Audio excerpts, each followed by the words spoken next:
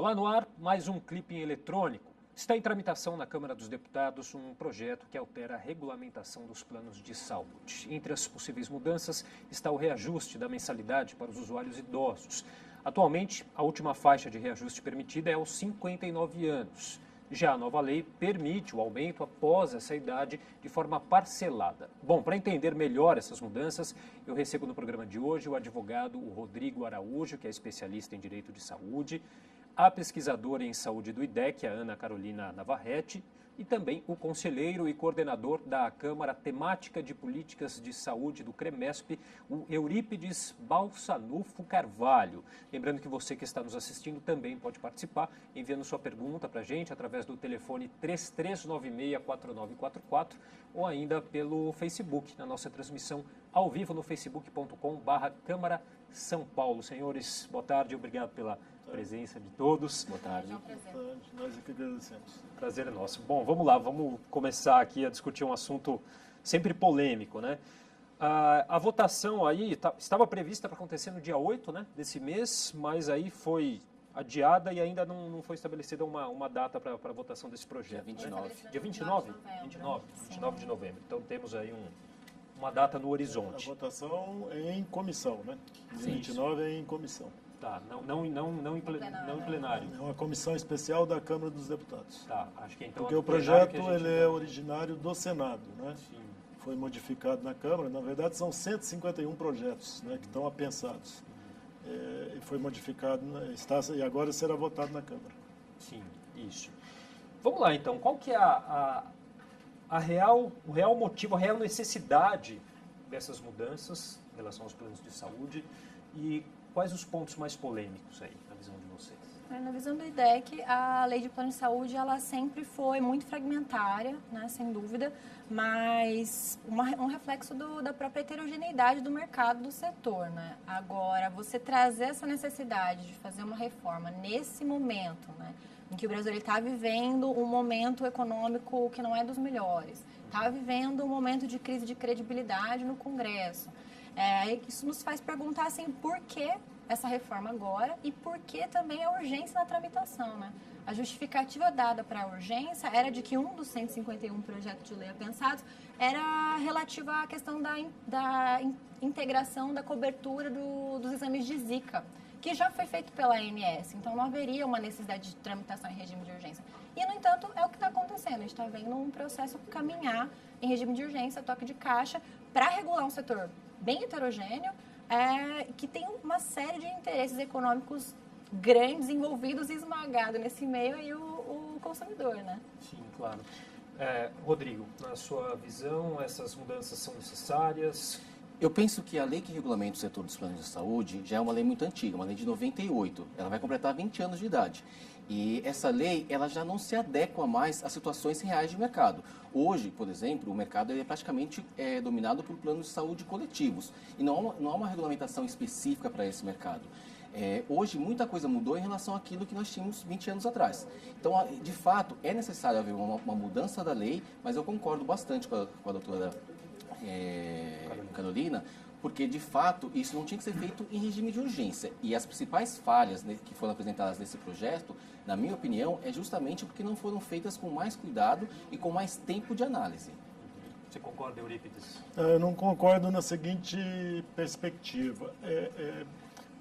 Veja bem, as coisas são muito interessantes, porque são 151 projetos, só que o projeto original, se você for pesquisar na tramitação lá no Senado, onde começou, o projeto original era para dar cobertura para acompanhantes de adolescentes em terapia intensiva, era para pagar.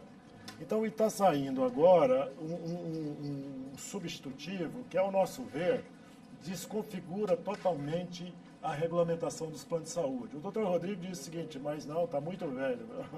Veja bem, é que nós estamos no Brasil, né? No Brasil, eu acho que as coisas são muito velhas, né? Porque tem 19 anos. 19 anos ainda é adolescente, né?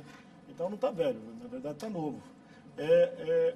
E veja bem, os planos de saúde foram criados no Brasil na década de 1940, que é quando começaram as primeiras autogestões, né? E eles trafegaram aí desde 1940 até 1998 sem qualquer regulamentação. E era uma selva, né? Antigamente era uma selva. E, na verdade, só houve uma regulamentação, por quê? Porque o Brasil mudou com a Constituição de 1988.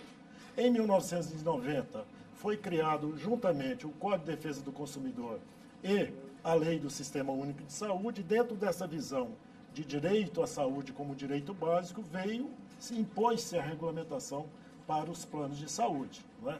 E, na verdade, esse novo projeto ele quer voltar à fase que não havia qualquer regulamentação, porque a primeira coisa que é introduzida no artigo 1º, no parágrafo 6º, é dizer o seguinte, que vai ser vendido de acordo com o contratado. Vendido de acordo com o contratado é voltar à fase anterior da regulamentação, porque no artigo 12 da Lei 9656 prevê que haja segmentação, só que essa segmentação é de acordo com esse artigo, qual seja plano ambulatorial, hospitalar e obstetrícia e de obstetrícia odontológico. Mas está dito na lei qual tipo de atendimento que a pessoa vai receber.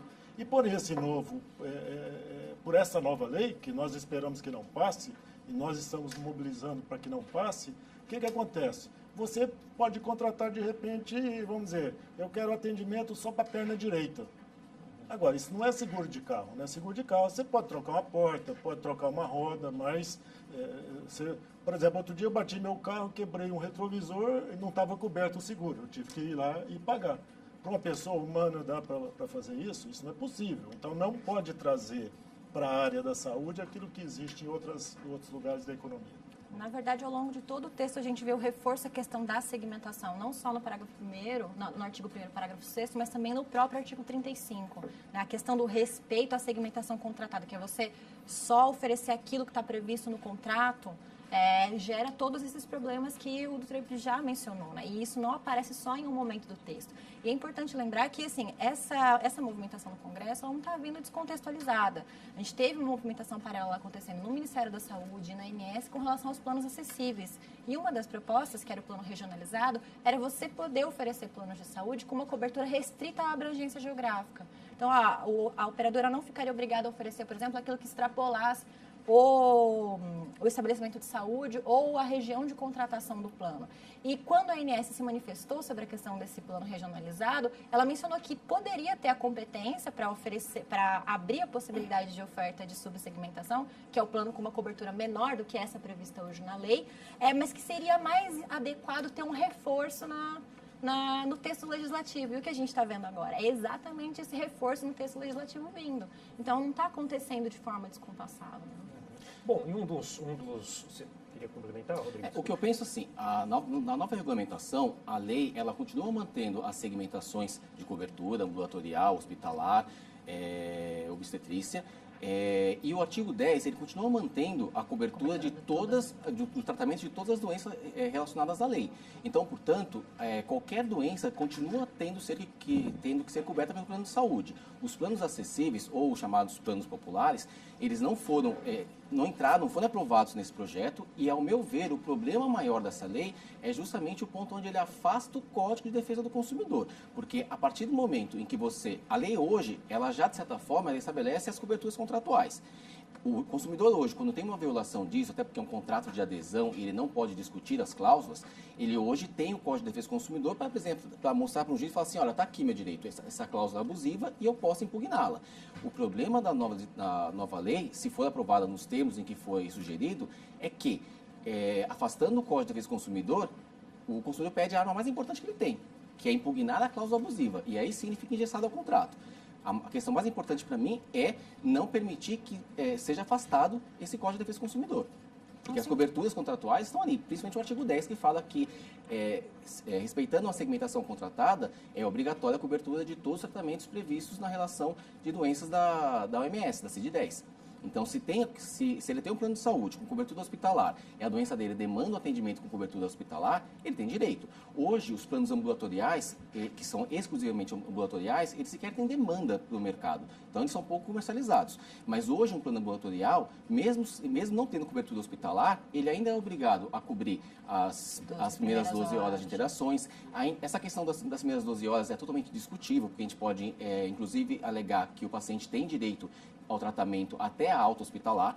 Ele tem direito a terapias como quimioterapia, radioterapia, Hoje o plano ambulatorial, ele garante tudo isso. E a proposta dos planos populares era criar um plano ambulatorial que cobrisse somente, basicamente, consultas e exames. E isso não passou, graças a Deus. Então, assim... Na verdade, não só, né? Você tinha 3 tipos de planos. Um deles era o ambulatorial deles era o sem ambulatorial. urgência e emergência. O outro é o regionalizado, com a cobertura Esse regionalizado era uma outra restrita. questão também muito, assim, que também pela nova legislação também, em tese, ele não passa, porque, assim, o regionalizado queria dizer o quê? Se a pessoa demanda um tratamento médico que ela precisa e na região de cobertura do plano dela, ela não tem esse recurso médico, hoje, pela lei dos planos de saúde, ela tem direito a conseguir esse tratamento em uma outra cidade, ainda que seja na rede privada. E o plano de saúde tem que cobrir. Pela nova legislação, ela vai continuar tendo esse direito porque eles não mudaram o artigo 10 da lei. O artigo 10 obriga a operadora de saúde a cobrir o tratamento. Se ela não tiver esse tratamento disponível na rede credenciada, ela vai ter que cobrir fora. E hoje, isso inclusive é um grande incentivo para que as operadoras possam levar tecnologias para o interior. Você pode perceber que nas cidades do interior, normalmente os melhores hospitais são aqueles que são construídos pela própria operadora de saúde, porque ela tem interesse em levar essa tecnologia para lá, para não ter que cobrir fora da rede credenciada. Se fosse aprovada essa proposta dos planos populares, seria o inverso. O interesse da operadora seria de sucatear. Eu acho que a lei, na verdade, viabiliza os planos populares. Né? Não viabiliza de forma alguma. Duas questões que eu pessoalmente divirjo do que o doutor Rodrigo está colocando. Primeiro que no artigo 10, que é o que o senhor disse, o artigo 10, para o telespectador e a telespectadora entender, é o seguinte, é o que diz o seguinte, que as operadoras de plano de saúde deverão apresentar um plano referência. É isso que está dito no artigo 10. Só que essa lei muda o artigo 10. É onde ela muda principalmente. Ela muda quando ela coloca no parágrafo 5, porque esse plano referência é de acordo com o rol de procedimentos. Quem define o rol de procedimentos é a Agência Nacional de Saúde Suplementar, que é regulamentada por uma outra lei, não é por essa mesma lei 9656. Aí o que acontece? Ela diz o seguinte, que o novo rol de procedimento, aliás, o rol foi modificado há cerca de 10 dias atrás. O novo rol de procedimento, ele será estabelecido, além dos avanços científicos e tecnológicos que precisam ser comprovados, ele vai ser estabelecido de acordo, vai ter que olhar o equilíbrio econômico e financeiro dos planos. Por que está sendo colocado isso? Não, eu concordo. Isso quer dizer o seguinte, que se a operadora disser o seguinte, ou as operadoras, lá junto à ANS, porque existe uma câmara na ANS que trata disso. A ANS quer dizer Agência Nacional de Saúde Suplementar. Se chega lá e dizer, não, nós vamos quebrar todo mundo, porque o argumento deles atualmente é exatamente isso, que eles estão numa situação financeira catastrófica, porque esse substitutivo e essa modificação visa atender interesse de quem? Das pequenas santas casas do interior. Então, no interior do Brasil, não tem plano de saúde no norte, não tem no nordeste. Por quê? Porque não tem rede para atender. Por isso é que não tem plano. Entra no site da ANS e você vai ver. Aonde tem plano de saúde? É São Paulo, é no estado de São Paulo, fundamentalmente. Brasília e um pouco no sul do Brasil. E Rio e Minas, é um pouco isso. Por que não tem nos lugares fora? Exatamente porque não tem rede, não suporta o atendimento. E nessa nova modalidade, porque está mudando, por exemplo, o ressarcimento.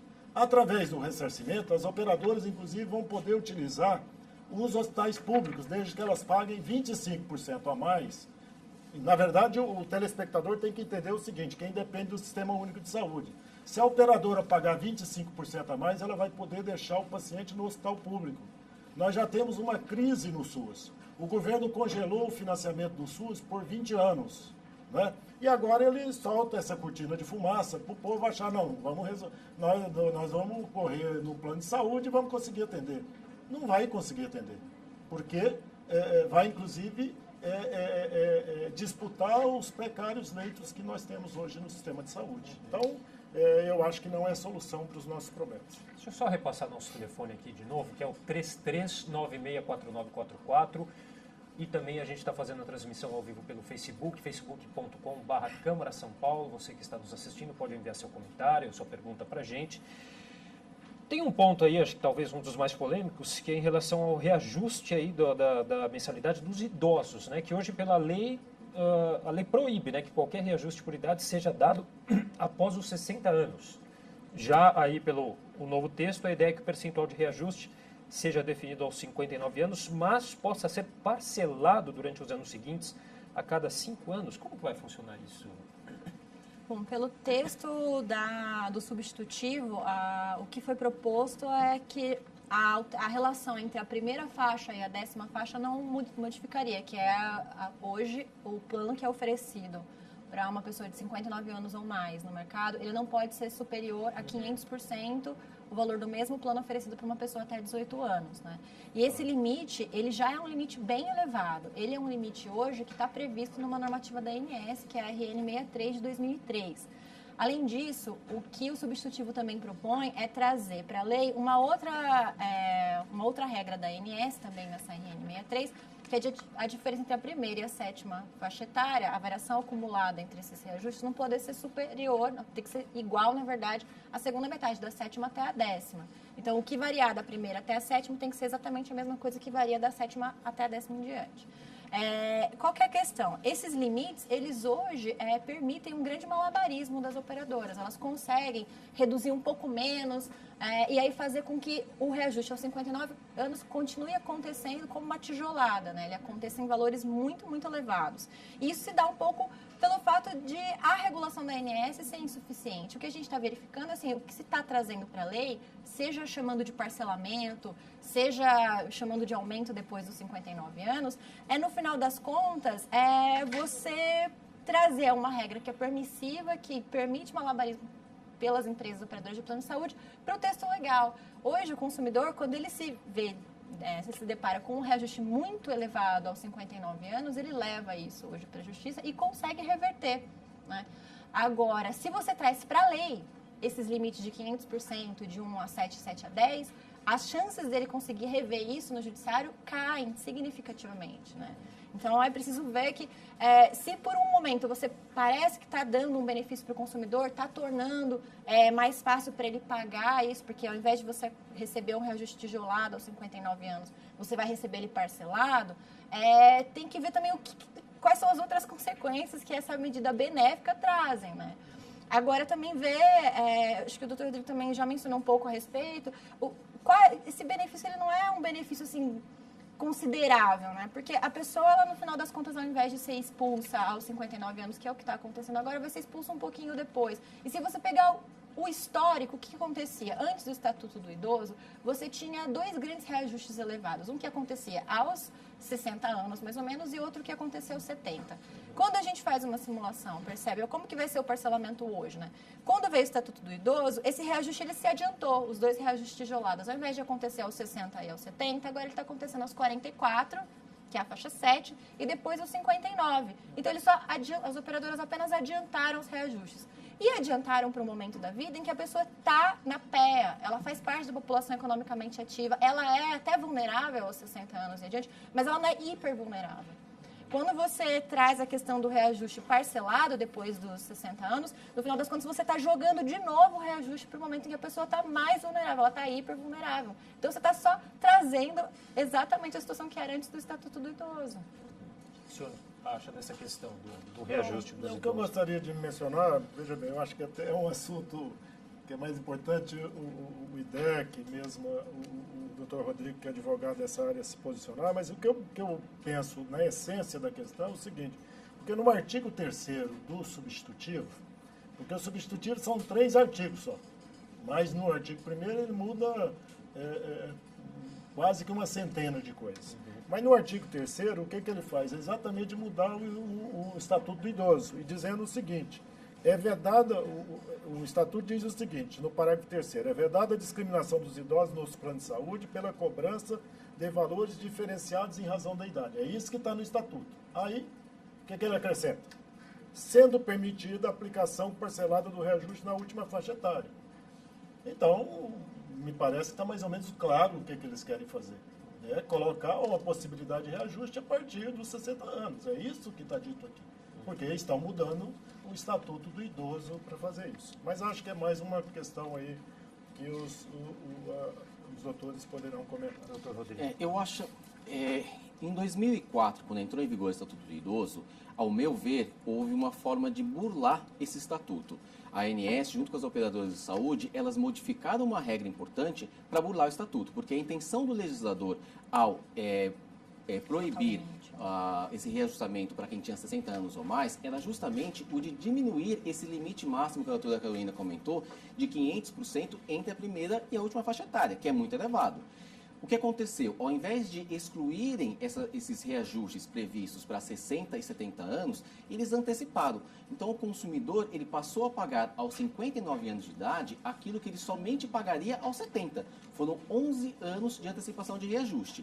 Então, durante todo esse período, nós convivemos com isso. Quem assinou um contrato a partir de 2004 passou a pagar muito mais cedo aquilo que, se tivesse um contrato anterior, pagaria depois. O Estatuto, com isso, ao invés de melhorar a situação do consumidor, porque foi burlado, ele acabou piorando. Então, o consumidor passou a pagar mais cedo. Então, o ideal fosse que a lei ela procurasse restabelecer a intenção do legislador ao aprovar o Estatuto do Idoso e diminuir esse percentual máximo de reajuste entre a primeira e a última faixa etária que existe hoje. O problema é que isso eles não vão fazer.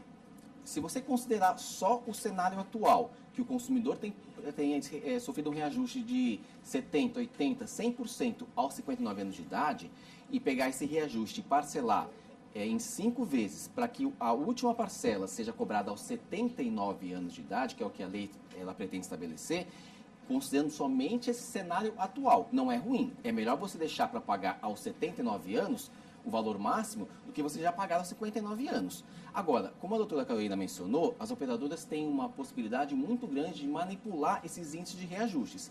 Hoje, elas cobram o percentual mais caro aos 59 anos de idade, justamente porque é a última faixa e com a intenção de expulsar o idoso do contrato.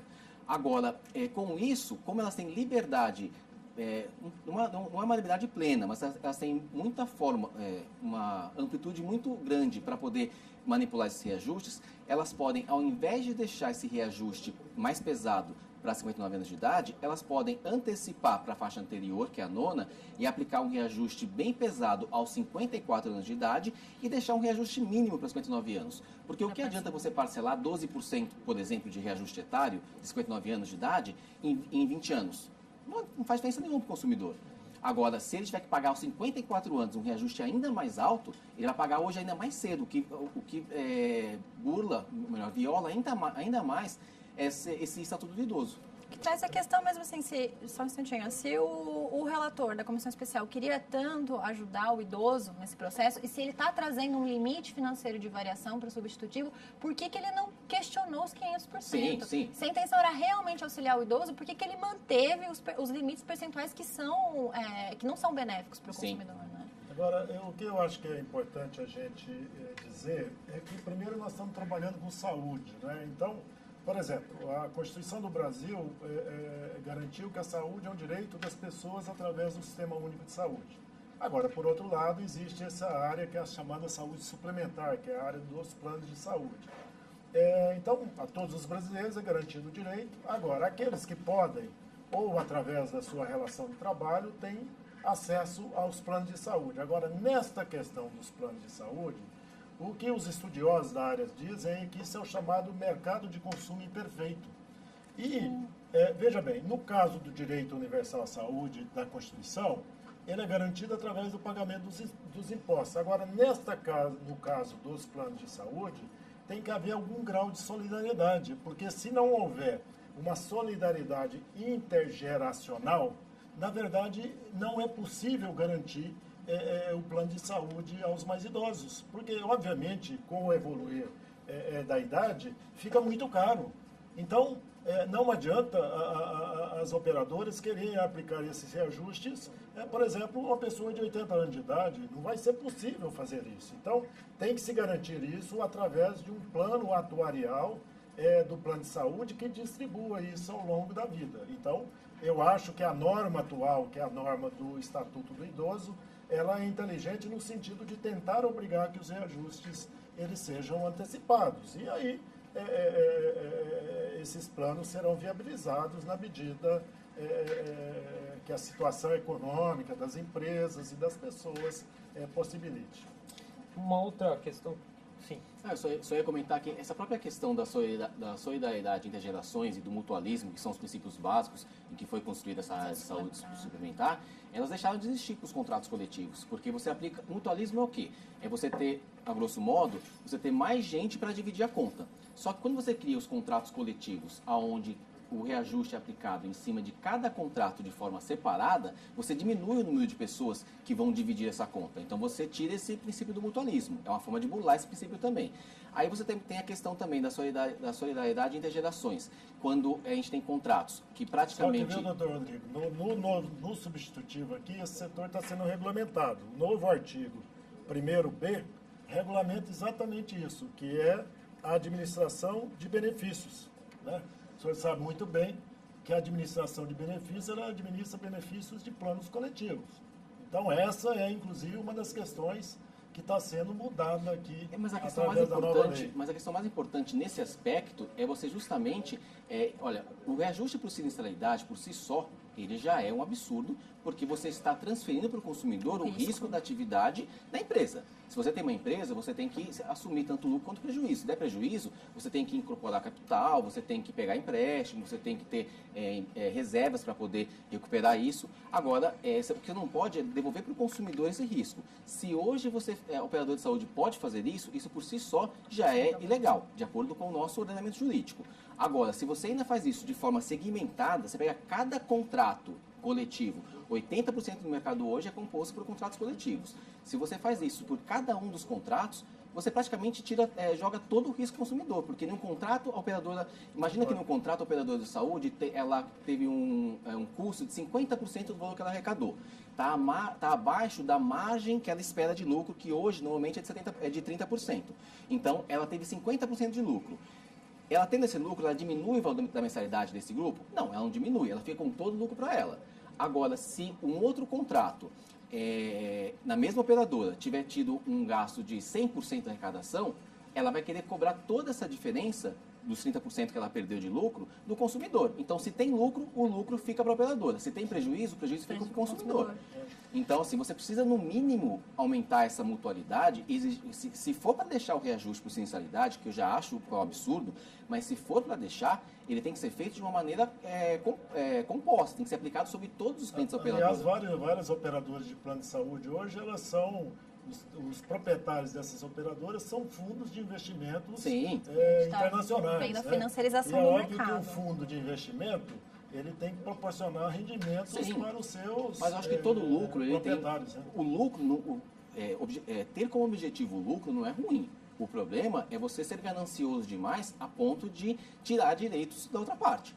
E é para isso que a gente tem que manter o Código de Defesa do Consumidor aplicável a essa relação, porque é ali que está a defesa do consumidor. Eu acho que isso que o senhor diz é importante, porque, por exemplo, em 1998, quando foi regulamentado os planos, as grandes empresas da área de plano de saúde eles eram favoráveis a uma regulamentação. Porque é sabido que para os investimentos acontecerem, precisa ter uma regra do jogo. Uhum. E é isso que preocupa nesse substitutivo atual, porque, na verdade, é na contramão da regulamentação, a meu ver. É a desregulamentação, porque quando você diz, isso vai ser estabelecido de acordo com o contrato, né? Por exemplo, na nossa área aqui dos médicos, nós soltamos um documento do Conselho de Medicina no qual a gente se coloca contra a proposta da lei, porque nós entendemos que representa um retrocesso para o bom exercício da medicina e compromete a qualidade do atendimento aos pacientes. Por isso, nós somos contra. Um dos problemas que tem na área de órteses e próteses, atualmente o médico indica a órtese e prótese. Fala, eu preciso de uma órtese com tais características. O que vai acontecer por esse projeto? Vai inverter. A operadora vai indicar até 3 modelos. Até 3 significa que pode ser só um, tá certo? Modelo quer dizer o quê? Modelo de carro, é igual modelo de carro, né? Modelo é modelo, é marca, né? Então a operadora vai indicar uma marca que para o médico colocar. Então são imposições desse tipo que estão sendo criados nesse novo projeto que são contra, nós entendemos, contra a relação natural que deve ter, por exemplo, entre o médico e seu paciente. Aliás, o doutor Rodrigo é advogado também de médicos. Ele sabe que numa situação dessa, se o médico implanta uma prótese, de repente dá um problema, o paciente pode ir lá no Conselho de Medicina, que no caso somos nós, questionar e falar, não, o médico não foi perito, ele não teve uma prudência adequada, indicou uma prótese inadequada.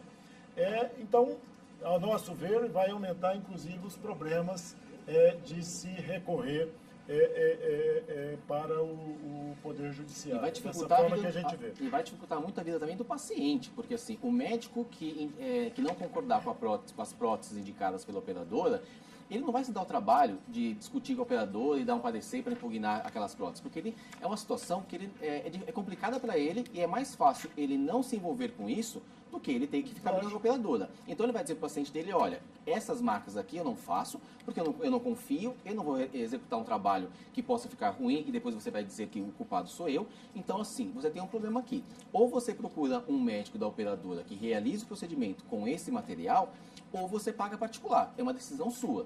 E aí, se o paciente quiser brigar na justiça por isso, ele vai ter ainda muita dificuldade, porque vai envolver perícia, a perícia médica é demorado no judiciário, principalmente se for feita da forma gratuita, que leva anos para fazer. É importante isso que o doutor Rodrigo está falando, porque no novo projeto de lei, um dos artigos obriga que o juiz, antes de conferir uma tutela, ele vai ser obrigado a requisitar um perito. Então, você tem duas intervenções. Uma na questão da decisão do médico, né, que, olha, este é o procedimento mais adequado para você, o médico que assiste o paciente ou o consumidor. E outra intervenção que é na decisão do juiz. Como ele estava mencionando, o fato de o juiz o substitutivo determinar a obrigatoriedade de que o juiz, antes de decidir sobre uma determinada matéria envolvendo saúde, ele escute o órgão de aconselhamento técnico, que é o NAT, ou o perito, necessariamente, na verdade, ele está interferindo em duas decisões técnicas anteriores, tanto a do médico que atendeu aquele paciente, quanto a do juiz que está vendo a causa, né?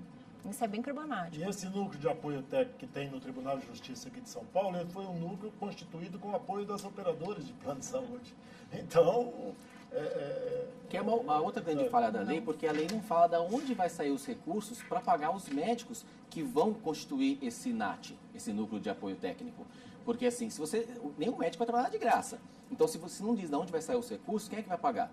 São as operadoras, são os financiadores do mercado. Então, se você tiver um núcleo constituído por operadoras, você não tem como ter isonomia, você não tem como ter credibilidade numa decisão que só analisou um lado. Esse médico também, muitas vezes a gente não sabe se ele é especialista, se ele é... Eu, quando entro com uma ação, eu sou advogado. É óbvio que eu vou tentar reproduzir o histórico do paciente da melhor forma possível. Mas eu também não posso colocar lá um prontuário médico inteiro na petição para explicar para o juiz. Então, quando isso chega lá para o perito, que vai analisar aquilo, tem que ser muito rápido, de um dia para o outro, ele não tem todos os elementos ali suficientes para ele não tem o paciente para analisar, para fazer a anamnese, ele não tem todo o histórico clínico, ele não sabe tudo o que aconteceu, e ele não sabe como que o médico o médico do paciente chegou naquela decisão de prescrever aquele medicamento, aquela cirurgia, aquele tratamento. Então, esse médico não tem a mesma capacidade, não por questão técnica somente, mas até pela questão do paciente de recursos, para poder avaliar o quadro clínico desse paciente, como fez o médico que o paciente escolheu. Lembrando que para o Conselho Federal de Medicina, a autoridade sanitária máxima para decidir o tratamento de um determinado paciente é o médico assistente, é o médico que acompanhou o histórico do paciente, né? Então, o NAT também ele ignora um pouco essa relação. E na questão, por exemplo, das órteses e próteses, o Conselho Federal de Medicina já editou uma resolução sobre este assunto no ano de 2010. Então, não é uma questão que não preocupa o Conselho, porque é óbvio que toda a sociedade acompanha aí os problemas de órteses e próteses, materiais especiais, né? Inclusive com investigações policiais todos, e tal. né? Mas então, preocupado com essa situação, já em 2010, o Conselho Federal de Medicina editou a Resolução 1956, que exatamente normatiza essa questão para evitar abusos, né? Mas vai nesse sentido. O médico prescreve, diz o que ele precisa, tá certo? E aí, se eventualmente tiver uma dificuldade para conseguir o material, e o médico não pode, por exemplo, indicar uma marca, né? Ele só indicaria uma marca na ausência daquele material ou que aquele material não possa estar disponível, e mesmo assim pode haver uma perícia de um terceiro, de um segundo médico para arbitrar, por exemplo, esta relação para colocar a prótese entre, por exemplo, o médico e a operadora de plano de saúde ou o médico e o próprio Sistema Único de Saúde. Tem essa questão em relação ao artigo 10, né, se eu não me engano, que retira a responsabilidade solidária da operadora em casos de erros médicos. Na verdade, isso estava no relatório que saiu no dia 8 de novembro, no dia 18 de outubro, né, salvo engano. E aí no dia 8 de novembro não houve a votação, mas foi liberado um novo parecer. E aí essa regra ela não consta do novo parecer. Mas basicamente a ideia era mudar a forma como a operadora respondia em casos de erro médico. Então hoje o que acontece? Por força do Código de Defesa do Consumidor, quando existe um problema envolvendo uma operação, acontece o erro médico, toda a cadeia de fornecedores é responsável para indenizar aquele consumidor lesado. A proposta do relator vinha muito numa linha de dizer, olha, a operadora só responderá se o médico não for culpado. Então, você está restringindo o universo de pessoas que podem reparar o dano. Né? Isso que era uma questão bem negativa. Mas acabou não aparecendo na nova versão que saiu no dia 8 de novembro. Ainda cabe reajustes nessa nova proposta, né? Não se cabe, né? Porque, aliás, é bom que se diga isso, né? Foi fruto da mobilização dos órgãos de defesa do consumidor, das entidades médicas, do próprio Ministério Público, da Defensoria Pública, dos PROCONs, que não foi votado no dia 8 de novembro. E, inclusive, uma das questões do que nós acompanhamos pressionou os parlamentares foi exatamente essa questão do reajuste para os idosos. Porque idoso pode ser tudo, menos bobo, né? Na verdade, os idosos são as pessoas mais experientes que tem na nossa sociedade, não é isso? E é óbvio que eles sabem o que vai acontecer com eles, não é isso? E os filhos dos idosos também, né? Que às vezes é quem custeia o plano e tudo. Então, esta questão pressionou, inclusive, além das outras, para que não fosse votado no dia 8. E vai para votação dia 29, né? Depois disso, vai para o plenário da Câmara dos Deputados e depois, até onde eu tenho conhecimento, volta para o plenário do Senado. Por quê? Porque o projeto é originário do Senado e foi modificado, e vai ser modificado, porque eram 151 projetos. Então, vai voltar para o Senado. Então, o que se pede é que a sociedade, ela entre, por exemplo, no caso desta comissão, é uma comissão especial destinada a proferir parecer a um determinado projeto de lei, que é o projeto 7419. Então, acessar a Câmara dos Deputados, identifica lá a comissão especial, tem lá uma relação de deputados dessa comissão, né? O relatório da comissão é o deputado Robson Marinho, né? Rogério Marinho. Perdão, desculpa. Rogério Marinho. Então, mandar e-mail para o relator, o deputado Rogério Marinho, não é isso? Que, por sinal, foi quem relatou a reforma trabalhista. É bom que se a reforma trabalhista.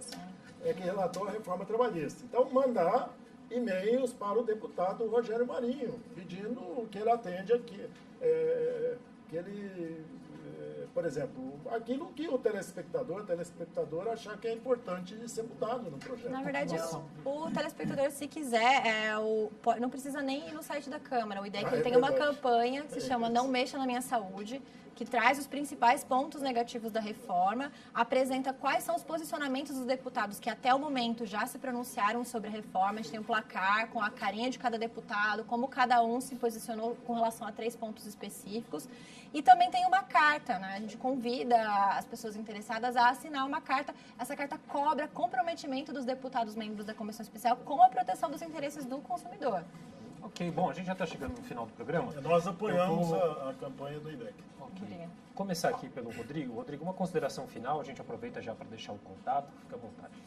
Olha, aproveitando o gancho do reajuste, eu acho que um dos pontos que me desagradou bastante nessa proposta é que não quiseram mexer na questão do reajuste anual, reajuste da sinistralidade. Hoje, 80% dos beneficiários de planos de saúde no país são beneficiários de contratos coletivos. E esses contratos são reajustados anualmente, sem nenhuma interferência da ANS, sem nenhuma fiscalização, e a operadora tem toda a liberdade para definir o índice de reajuste que vai ser aplicado. Existem algumas regras, mas como não há fiscalização, nós não temos como garantir que elas são aplicadas de forma correta. Hoje, os contratos individuais, que são apenas 20% do mercado, eles são reajustados, a média dos últimos 3 anos foi de 13,50%. Essa média foi estabelecida pela ANS. A ANS alega que esse percentual é calculado segundo uma metodologia que considera o índice de reajuste que as próprias operadoras aplicaram nos contratos coletivos. Então, em última instância, a gente pode dizer que quem define o índice dos contratos individuais também são os operadores de saúde, uma vez que a metodologia considera os reajustes dos contratos coletivos. No projeto, eles entendendo que por não haver uma solução melhor, eles não mudariam isso e continuariam permitindo essa livre negociação com as empresas que contratam esses planos de saúde, os sindicatos, associações, as empresas que empregam, e essas empresas não têm poder para negociar. A consequência é que a média do reajuste de 80% do total dos contratos de planos de saúde era superior a 20%, 25% ao ano. E isso fez com que o plano de saúde deixasse de ser um produto que era possível para a classe média contratar. Hoje ele voltou a ser um plano de saúde que está muito mais próximo de quem está nas classes mais próximas da elite. Então, isso eu acho que é um ponto que precisava ser bem discutido e entrar nessa nova regulamentação. Okay. Vou passar a palavra então para a Ana Carolina, consideração rápida, reforçando aqui o endereço novamente da campanha, também acho que é importante. Claro, está no site do IDEC, www.idec.org.br.